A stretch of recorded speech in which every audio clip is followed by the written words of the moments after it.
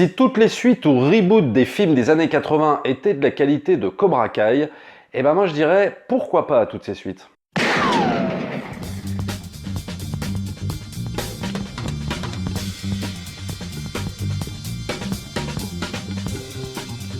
Bonjour à toutes et à tous mes amis et bienvenue dans cette nouvelle vidéo. J'avais envie de revenir sur cette série YouTube Cobra Kai, et oui, série dont tout le monde se fout éperdument, série qui a été extrêmement mal vendue par YouTube. De toute façon, j'ai l'impression que toutes les séries de YouTube sont très mal vendues, et je crois même qu'ils vont même arrêter carrément leur série.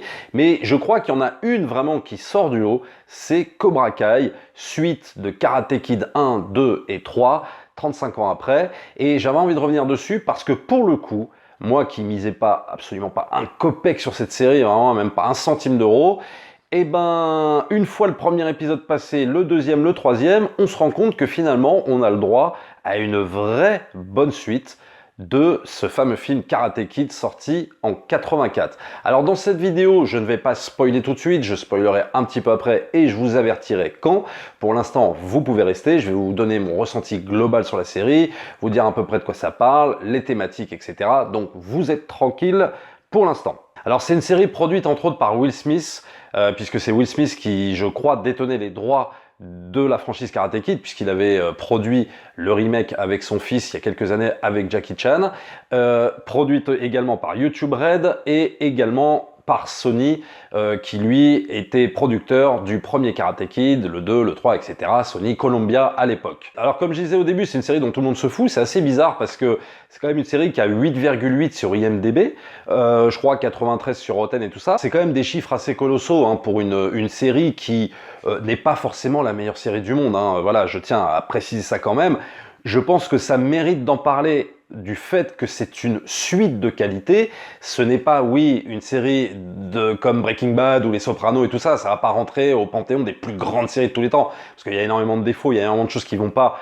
Et j'en parlerai bien entendu. Mais vraiment, je trouve qu'en tant que suite de ces films cultes, hein, Karate Kid 1, 2 et 3, même si oui, on n'est pas encore dans le chef-d'œuvre qui était Rocky, bien sûr, bien que ce soit le même réalisateur, John J. Avildsen, je trouve que le fait d'avoir su rebondir justement, d'avoir su inventer quelque chose de neuf, de réinventer un univers, mais sans pour autant le trahir et sans pour autant faire un espèce de remake comme on a pu avoir avec Creed 1, Creed 2, qui pour moi sont clairement sans intérêt parce que on te ressort la même formule scénaristique, je trouve que pour le coup ça méritait que j'en parle. Alors qu'est-ce que ça raconte Cobra Kai? En gros, on va suivre l'évolution de monsieur Johnny Lawrence, le fameux jeune apprenti du Sensei Kreese qui s'en prenait plein la gueule et surtout qui a vécu une défaite au tournoi en 84 explosée par Daniel LaRusso, le petit brin qui payait pas de mine mais finalement qui lui a mis une raclée. Et on va suivre en fait sa vie 35 ans après. Qu'est-ce qu'il est devenu? Il est devenu pas grand-chose. On a l'impression que justement ce fameux tournoi, ça a foutu toute sa carrière en l'air. Aussi les enseignements de son sensei à lui. Et le truc, c'est que on va suivre son évolution, sa réinsertion évidemment dans la vie professionnelle et son évolution psychologique pour essayer de s'en sortir. Parce que là, clairement, quand Cobra Kai démarre, on est face à une épave, quoi. Très clairement, il est alcoolo, limite presque SDF, il n'a pas vraiment de boulot. Enfin bon, c'est la merde totale. Et on va suivre ce personnage. L'intérêt de Cobra Kai, et pourquoi je dis que finalement, c'est peut-être par ce prisme-là qu'il faudrait des fois aborder certains reboots, certaines suites, parce qu'ils sont obsédés par ça, de faire des reboots, des séquelles, des machins, c'est que là, pour le coup, la vraie originalité, c'est qu'on va suivre tout du point de vue, non pas de Daniel LaRusso, le héros de Karate Kid, mais de Johnny Lawrence, donc Cobra Kai. Et ça fait toute la différence parce qu'on va pouvoir se permettre de jouer évidemment beaucoup sur du fanservice, mais pas sur du fanservice qui va nous faire dire à chaque seconde de la série « Oh là là, c'était mieux avant » et tout ça, comme beaucoup de suites ou séquelles ou reboots que tu regardes et que tu te dis « Ah ouais, non, c'était mieux avant ». Il y a vraiment une véritable originalité à Cobra Kai, une véritable plus-value qui apporte un vrai plus à l'univers. Et en plus, clairement, il ne singe pas Karate Kid 1, 2 et 3. Il fait quelque chose de totalement différent du fait que maintenant, on va tout voir à travers l'œil de Johnny Lawrence, de Cobra Kai et non plus de Daniel LaRusso. Et ça, déjà, ça fait une sacrée différence. Alors au départ, il ne devait pas y avoir justement le personnage de Daniel LaRusso interprété par Ralph Macchio. Et je pense que c'était finalement une bonne idée de l'intégrer parce que justement, ça va établir une certaine balance par rapport au personnage de Johnny Lawrence de Cobra Kai.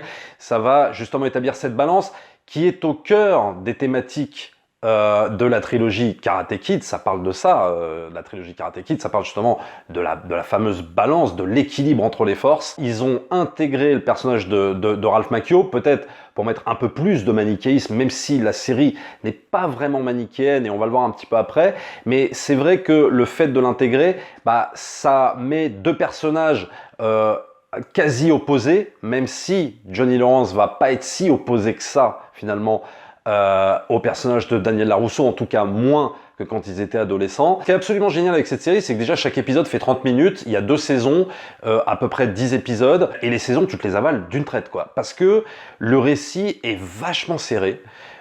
C'est super impressionnant en fait. Il y a beaucoup de séries que tu regardes comme ça qui font à peu près 50 minutes sur chaque épisode, par exemple sur des séries Netflix ou même d'autres, hein, même HBO, qui sont très longues.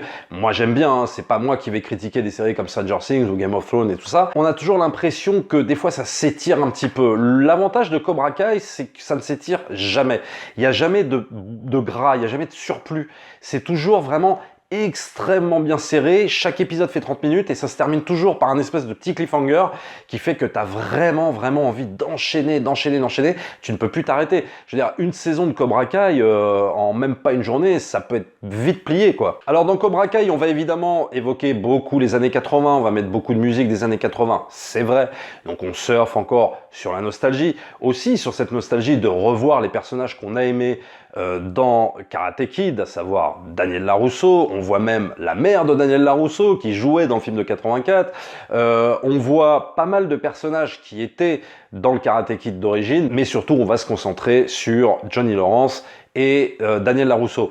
Donc il y a énormément de nostalgie, il y a énormément de choses comme ça, mais l'histoire avance. C'est-à-dire qu'on utilise cette nostalgie pour exploiter le monde de maintenant. On est en 2019, et on va faire par exemple de l'humour sur Johnny Lawrence qui lui est en total décalage. C'est un mec qui ne connaît pas Internet. Enfin, il sait que ça existe mais il ne s'en sert pas. Il a par exemple des manières un petit peu dépassées maintenant en 2019 qui l'auraient pu justifier dans les années 80 mais que maintenant il ne peut plus justifier. On a vraiment l'impression d'un mec totalement dépassé par les événements, totalement dépassé par la société dans laquelle il a évolué, à laquelle il ne se fait pas vraiment. Et c'est là où le personnage de Johnny Lawrence est super bien exploité. Il est très touchant parce qu'il a ce côté bourru, il a ce côté voilà, un peu alcoolo, etc. Il est complètement à la ramasse, mais en même temps il est touchant. On va jouer sur des touches d'humour le concernant, sur sa non-faculté justement de s'adapter, et son adaptation va passer justement par la fondation de ce club Cobra Kai auquel il s'accroche énormément. Il a l'impression que de toute façon son salut va arriver par justement la fondation de ce club où il va vraiment se démener à mort pour récolter des élèves, pour les emmener dans son club, pour les former, mais façon Cobra Kai, donc pour ceux qui ont vu Karate Kid 1, 2 et 3, plutôt à la dure. C'est pas façon Monsieur Miyagi du côté de Daniel LaRusso. Alors sur les trucs qui pêchent un peu au niveau de la série, j'ai trouvé que c'était par exemple, bon, certaines amourettes adolescentes, des fois un peu lourdingues, là, clairement des fois on est vraiment dans le teen drama à mort. Alors c'est pas très gênant parce que Karate Kid c'était ça, hein, pour ceux qui connaissent, c'était aussi les problèmes adolescents et tout ça. Bon, mais là, il y a certaines amourettes adolescentes, des fois ça va passer, certaines histoires qui sont sympas, c'est toujours assez touchant, c'est toujours assez sucré, alors qu'on aimerait peut-être plus se concentrer finalement sur Daniel LaRusso et Johnny Lawrence, plutôt que sur le truc des adolescents. Mais quand même, il faut voir que Cobra Kai parle de passage de témoins, parle de transmission. Donc on est obligé aussi forcément de mettre le microcosme adolescent dans cette série pour voir comment eux aussi ils évoluent. Donc c'est aussi important de les avoir. Mais je trouve que certains traitements sont un petit peu en dessous du traitement des deux personnages principaux. Et aussi, il va y avoir, je pense, aussi un problème de production design. Soit c'est un manque de budget, soit je sais pas, il y a vraiment un truc, des fois je trouve qu'il va pas. Je trouve que des fois on a quand même l'impression qu'il n'y a pas de figurant sur certains plans, sur certaines scènes. On a l'impression que les personnages évoluent tout seuls au sein d'un monde où il n'y a personne autour en fait. C'est vraiment très bizarre. C'est peut-être une des rares séries où ça me fait ça, sauf certaines scènes dans la saison 2 où là pour le coup il y a quand même pas mal de figurants sur certaines scènes, on va en parler après. Mais moi ça m'a donné l'impression d'un problème un petit peu de production design, je sais pas, il y a un truc que je trouve un peu choquant des fois dans cette série. C'est pas gênant hein, vraiment, mais je chipote un petit peu. On a l'impression d'un manque de budget, c'est très bizarre. Alors c'est peut-être lié aux séries série YouTube, je sais pas, pourtant il y a quand même Sony qui est derrière. Alors maintenant on va pouvoir passer au spoiler. Avant ça, vous pouvez toujours vous abonner à la chaîne, liker, partager aussi la vidéo et vous pouvez toujours me soutenir vers le lien gratuit Utip. Vous cliquez sur une vidéo, une pub de 30 secondes et ça fait des revenus pour la chaîne non négligeables, donc surtout n'hésitez pas. Alors concernant les spoilers, je vais enchaîner plus sur la fin de la saison 1 et du coup toute la saison 2. Il y a quand même le retour de l'acteur Martin Kove, alias John Kreese, le fameux sensei qu'on voyait dans Karate Kid 1 et dans le 3. Le fameux sensei brutal qui a failli presque même tuer son jeune élève quand il a perdu le fameux tournoi en 84 face à Daniel LaRusso.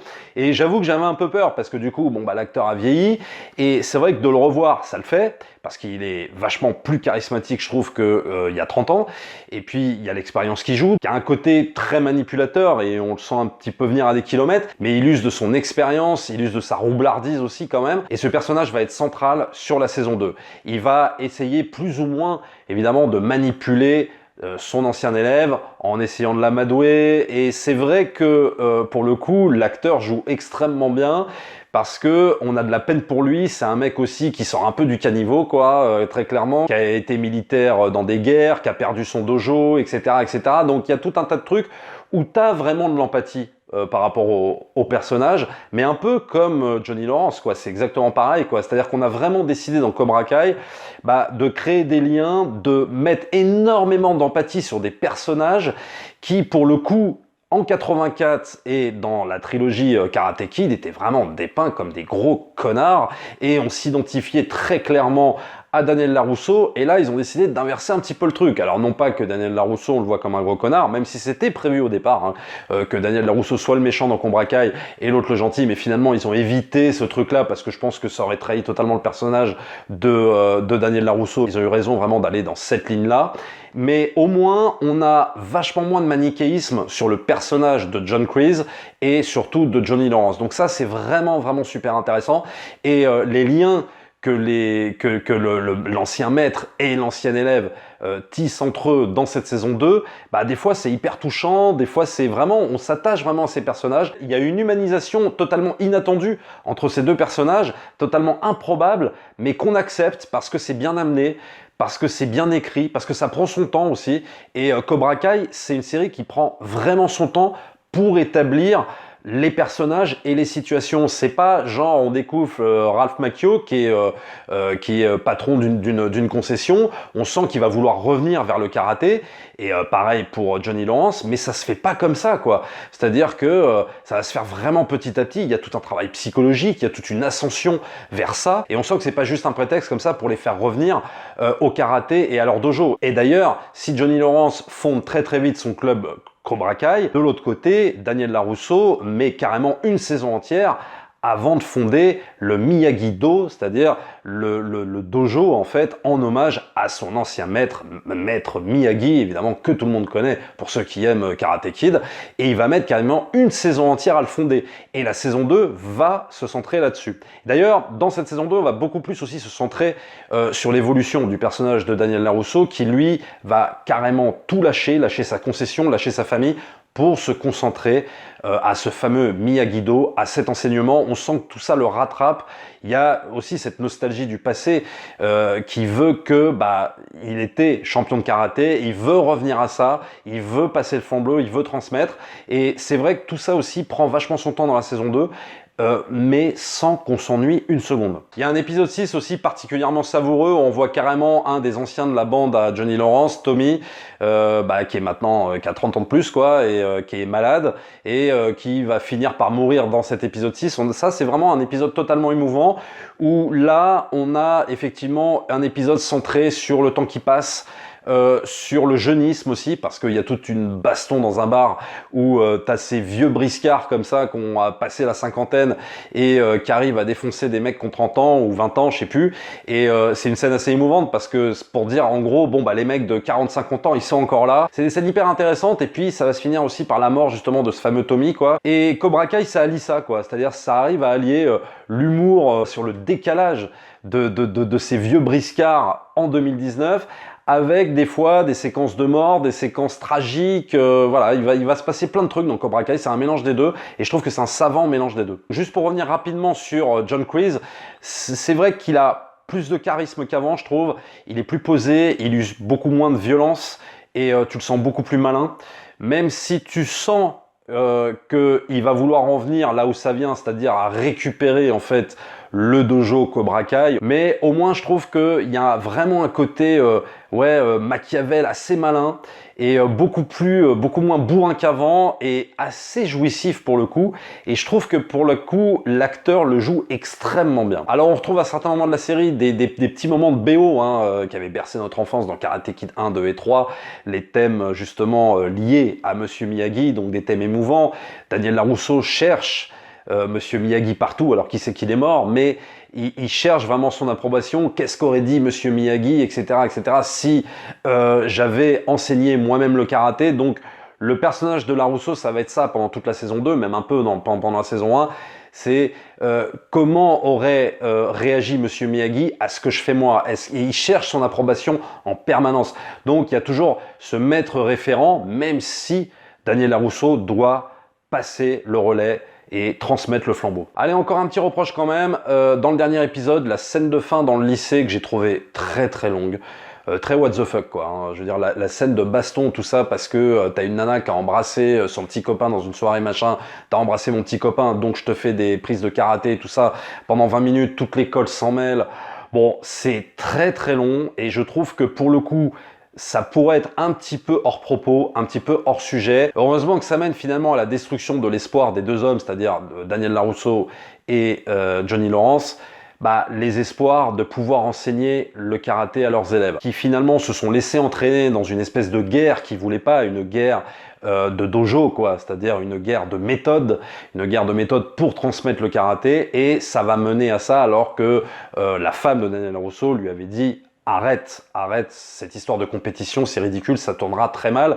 Et peut-être d'ailleurs, comme lui aurait dit Monsieur Miyagi. Et l'erreur de Daniel Larusso, c'est d'avoir peut-être aussi entretenu cette guéguerre de dojo, même si lui ne le voulait pas vraiment et que c'était plus du côté de Cobra Kai. Et tout ça mènera peut-être à la mort de Miguel, donc étudiant chez Cobra Kai. Et puis vient le fameux plan de la fin, où Johnny Lawrence jette son portable dans la mer parce que tous ses espoirs sont ruinés, l'autre a récupéré le dojo, et là, la demande d'ami de Ali a été acceptée. Et Ali, c'est la petite amie à la base de Johnny Lawrence dans le film de 84, qui devient la petite amie de Daniel Larusso dans le même film, interprétée par Elizabeth Shue. Donc ça voudrait peut-être dire que Elizabeth Shue serait peut-être de retour dans la saison 3. En tout cas, moi, c'est ce que j'ai lu aussi sur un article. Et puis, clairement, la fin de la saison 3 nous annonce peut-être un truc comme ça. Donc ce serait, pourquoi pas, intéressant dans la saison 3, parce qu'évidemment, il y aura une saison 3, que Ali fasse son comeback aussi 35 ans après, ce serait pas mal. Voilà tout ce que je pouvais vous dire sur cette série Cobra Kai, qui comptera donc une saison 3. Franchement, si vous l'avez pas vue, essayez de la voir sur YouTube ou téléchargez-la. Vous pouvez la trouver très facilement. C'est pas la série parfaite, il y a des maladresses, mais très honnêtement, si vous avez aimé Karate Kid 1, 2 et 3, je vous la recommande chaudement. Vous allez kiffer. N'hésitez pas à liker cette vidéo, partagez comme d'habitude. Nous, on se retrouve très très vite pour une prochaine vidéo. Ciao!